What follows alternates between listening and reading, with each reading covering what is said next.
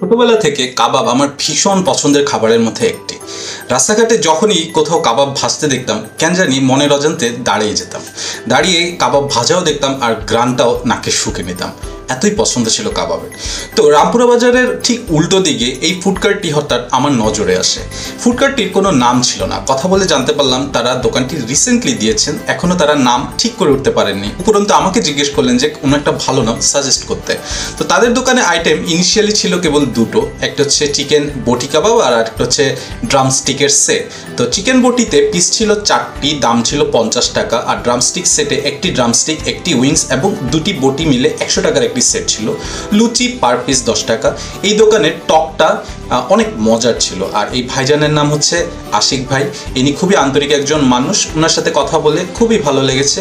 রাস্তার সাইডে খাবারের দোকান হওয়া সত্ত্বেও উনি যথেষ্ট হাইজিন মেনটেন করার চেষ্টা করেছেন, কিন্তু আমরা যারা রাস্তার পাশে স্ট্রিট ফুড কার্টগুলোতে খেয়ে অভ্যস্ত তারা জানি যে খাবারের আসলে স্বাদটাই মুখ্য, জিভে জল আসাটাই মুখ্য। রাস্তাঘাটের ধুলাবালি আমাদেরকে ওভাবে ইনফ্লুয়েন্স করে না, আমাদের উপর এফেক্ট করে না। সো কাবাব যাদের পছন্দ তারা অবশ্যই কমেন্ট করতে ভুলবেন না, চ্যানেলটি লাইক করুন এবং সাবস্ক্রাইব করুন, সাথে থাকুন। ধন্যবাদ।